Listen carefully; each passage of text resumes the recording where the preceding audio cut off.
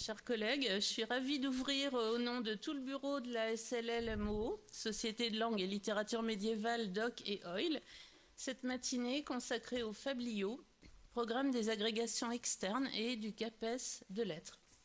Elle concrétise le vœu de notre société savante d'organiser chaque année en juin une rencontre de spécialistes autour de l'œuvre médiévale au programme, permettant à nos adhérents d'orienter au mieux la préparation de leurs cours universitaires pendant l'été, puis, dans un second temps, à un plus large public d'accéder aux enregistrements en ligne des interventions.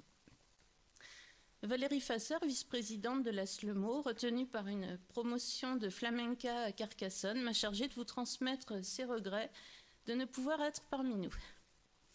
Je souhaite remercier pour commencer le A4349, études et éditions de textes médiévaux, dirigé par Jean-René Valette, qui nous accueille à Sorbonne Université, et particulièrement l'une de ses membres, en la personne de Clotilde Dauphin, qui a organisé avec maestria notre rencontre dans ses moindres détails techniques. Mais je remercie tout particulièrement les 3 collègues médiévistes qui ont accepté de venir inaugurer nos réflexions, inspirer les futurs cours ou études sur ces fabliaux.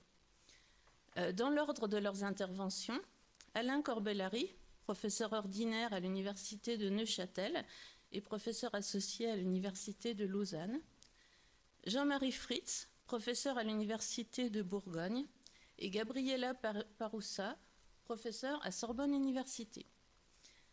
À Alain Corbellary, nous devons en particulier, au sein d'une production aussi foisonnante qu'érudite, l'essai intitulé « Des fabliaux et des hommes, narration brève et matérialisme au Moyen-Âge », publié chez Drault en 2015.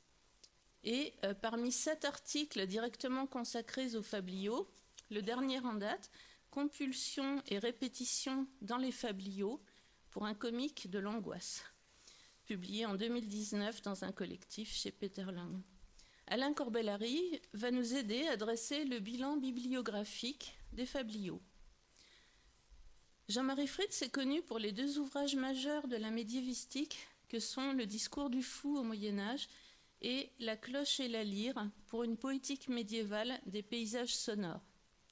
Il a consacré aux fabliaux l'article « Personnifier les parties du corps, scandale ou carnaval ?» dans un collectif dirigé par Mireille de Maule en 2014 et nous fera une présentation littéraire du genre du fabliau. Quant à Gabriela Paroussa, professeure de langue française du Moyen-Âge, spécialiste de l'histoire de la langue, elle a travaillé sur l'orthographe, l'évolution du système graphique du français, la manière dont l'oralité nourrit le texte littéraire, le théâtre, et a collaboré à la grande grammaire historique du français.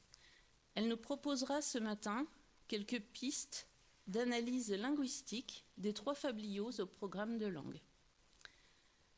Parmi les innombrables recueils de fabliaux qui commencent à se mettre en place à la fin du XVIIIe siècle et dépassent souvent nos frontières, parmi les éditions de Philippe Ménard ou de Luciano Rossi, Willem Noomen et Nico van den Bogaern, a été choisie l'édition bilingue de Jean Dufournay de 1998, mise à jour en 2014 et récemment réimprimée grâce au concours.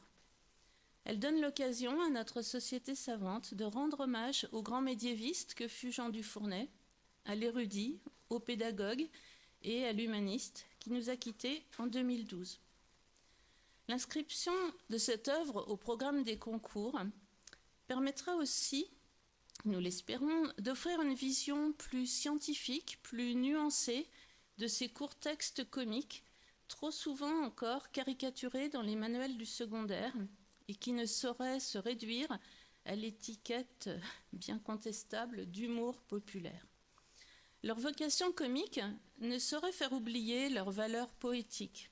Jean Baudel figure dans le recueil, ou polémique, Rudebeuf y figure aussi, ainsi que leur particulière adéquation à être restituée par la voix et le geste. Si les fabliaux fourmillent de renseignements sur la vie quotidienne au Moyen-Âge, ils s'éclairent enfin d'un éclat particulier Si l'on songe à les confronter aux autres textes brefs de la même époque, l'édit, les contes ou légendes, toute cette littérature à vocation orale dont on les démarque aujourd'hui, sans doute trop arbitrairement.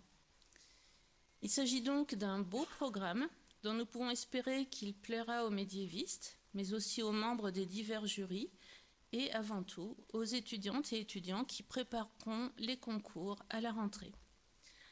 En remerciant à nouveau toutes celles et tous ceux qui ont permis la tenue de cette journée scientifique, je donne immédiatement la parole à Alain Corbellary.